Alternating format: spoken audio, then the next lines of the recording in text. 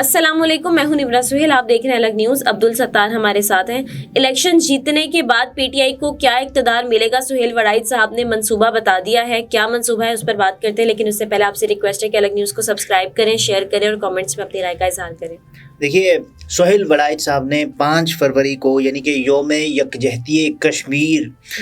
کے دن، یوم ہوتا ہی دن ہے، یوم یکجہتی کشمیر کے موقع پر ایک آرٹیکل لکھا ہے کہ جس میں بتایا ہے کہ طبیعت ناساز ہے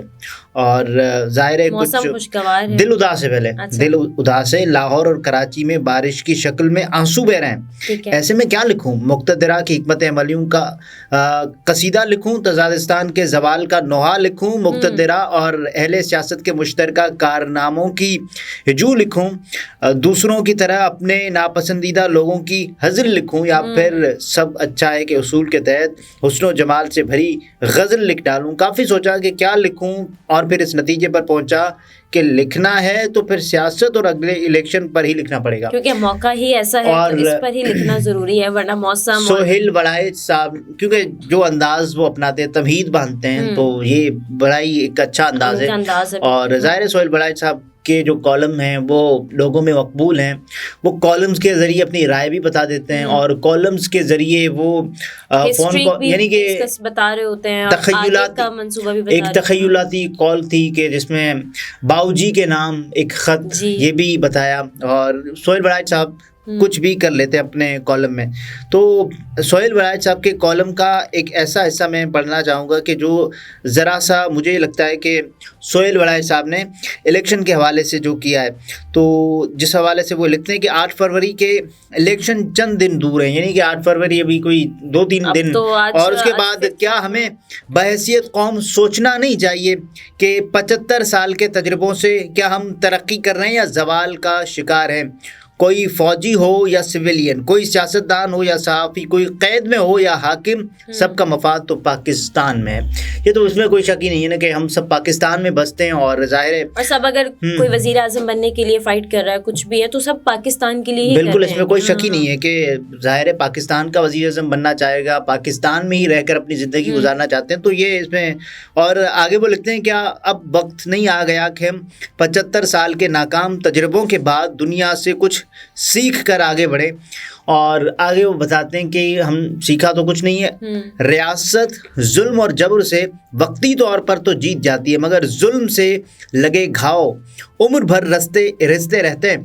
صدیوں پہلے ہاری جنگیں ہوں یا ناکام بغاوتیں، وہ قوم کے شعور کا حصہ بن جاتی ہیں۔ آج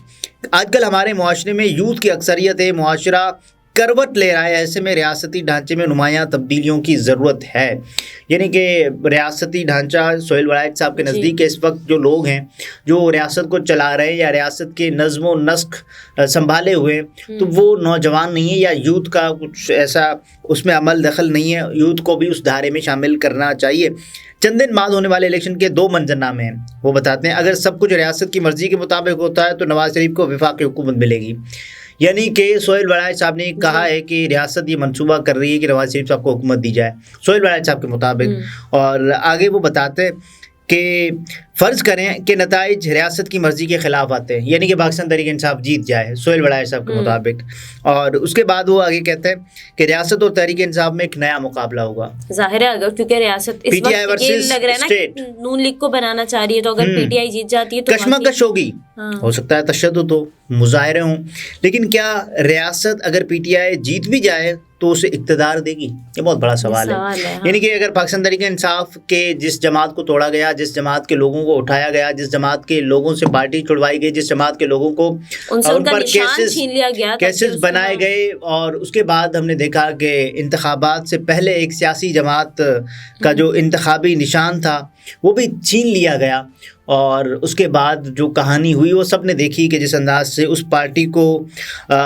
کارنر کرنے کے لیے تمام تر کوششیں کی گئیں اور لوگ پھیرے گئے، یہاں تک کہ اس سب کے باوجود اگر یہ پارٹی جیت جاتی ہے تو پھر کیا ہوگا؟ اور ہم نے یہ بھی دیکھا نا، بھی اگر ایسا ہوا ہے تو کیا ہوا ہے وہ بھی سہیل وڑائچ صاحب ہم نے یہ بھی دیکھا کہ جس انداز سے جو پاکستان تحریک انصاف نظریاتی کے ساتھ جو اتحاد ہوا، اس صاحب کو بھی اٹھا لیا گیا مبینہ طور پر، اور ان کی بھی فوراً سے پریس کانفرنس آئی، کیونکہ پریس کانفرنس اور انٹرویو، اور اس کے بعد دیکھیے یہ سب کچھ ہو رہا ہے اس وقت۔ تو سہیل وڑائچ صاحب یہ کہتے ہیں کہ کیا اقتدار دے گی یا نہیں۔ 1979 کے بلدیاتی انتخابات میں پیپلز پارٹی کی اکثریت عوام دوست کے نام سے جیت گئی تھی اور ریاست نے سب کو نائل کروا دیا، یہ سہیل وڑائی صاحب کہہ رہے ہیں۔ اور جنرل مشرف کے دور میں پیپلز پارٹی کے پاس اکثریت آ گئی تھی، پیٹریاٹ بنا کر اقتدار قاف لیگ کو دے دیا گیا۔ اور ابھی جس انداز سے استحکام بنی اور اس کے علاوہ P T I parliamentarians P T I P جو پرویز خٹک صاحب جس کو لیڈ کر رہے ہیں، اور وہ کہہ رہے ہیں کہ میں اگر عمران خان صاحب کا مقابلہ نہ کروں تو میرا نام پرویز خٹک نہیں ہے۔ اور اس کے بعد وہ یہ بھی کہتے ہیں کہ میں نے ہی بنائی تھی، جو پی ٹی آئی تھی وہ میں نے بنائی تھی، عمران خان صاحب تو ایسے ہی تھے، عمران خان صاحب کو کوئی عمران خان صاحب کو میری وجہ سے پہچان ملی، وہ تو یہ بھی کہہ دیتے ہیں، وہ بہت کچھ کہہ رہے ہیں، وہ جس انداز سے کہہ رہے ہیں لوگ کہہ رہے ہیں کہ بھائی ایسے نہ کریں، آپ نے انتخابات میں بھی حصہ لینا ہے اور اس کے بعد آپ نے حلف بھی اٹھانا ہے، تو کچھ انرجی بچا کے رکھیں، پرویز خٹک صاحب کو یہ کہا جا رہا ہے۔ بہرحال اس کے بعد یہ کہا جا رہا ہے کہ 2018 میں پنجاب میں نون لیگ کے پاس اکثریت تھی لیکن اتنی اکثریت نہیں تھی کہ جو کہ اقتدار میں آ سکتے تھے، لیکن سہیل وڑائی صاحب تو کہہ رہے ہیں مگر آزاد تحریک انصاف میں شامل کر کے اقتدار تحریک انصاف کو دے دیا گیا۔ یہ ہوا تھا، بالکل ہوا تھا کہ یعنی جو پاکستان تحریک انصاف کے ساتھ اتحادی تھے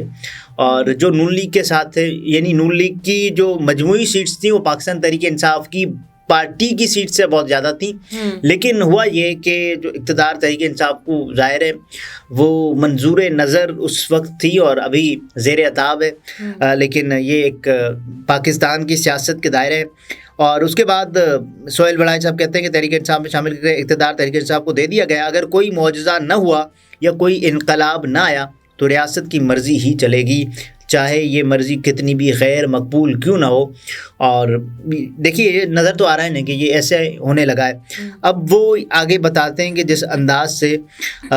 پاکستان تحریک انصاف کی جو اگر جمہوریت نہ ہوئی تو دنیا بھر کی مخالفانہ نظروں کا نشانہ فوج بنے گی۔ جمہوریت ایک پردہ ہوتا ہے جس کے پیچھے فوج کو چھپا لیا جاتا ہے۔ ایٹمی پاکستان کی فوج دنیا بھر کی نظروں میں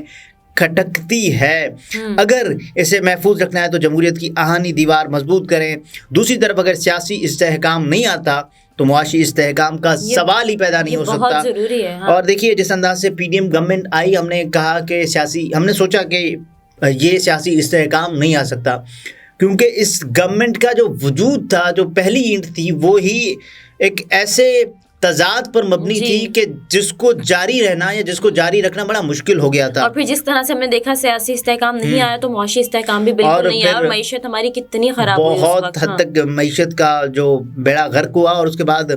یہاں سہیل وڑائی صاحب یہ بھی کہتے ہیں کہ معاشی استحکام نہ ہو تو فوج بھی مضبوط نہیں رہ سکتی۔ لیکن ایک صاحب ہیں کہ جن کا نام ہے کامران خان صاحب، آپ کے ہمارے ہم سب کے جو فیوریٹ ہیں، تو وہ کہتے ہیں اکثر یہ کہتے ہیں کہ یہ تو نہیں ہونے لگا، میں جو کہہ رہا ہوں وہ ہوگا SIFC کا قیام، اور ملک میں جو عام انتخابات ہیں وہ تو یا ختم کر دینے چاہیے یا پھر اقتدار ہے وہ جو ان کو بہتر لگتا ہے تو ان کو دے دینا چاہیے۔ وہی کہتے ہیں پہلے معیشت کو ٹھیک کر لیں، اس کے بعد انتخابات۔ لیکن وہ یہ بھی کہتے ہیں کہ جب یہ انتخابات ہو جائیں گے، آپ ضرور دیکھیے گا،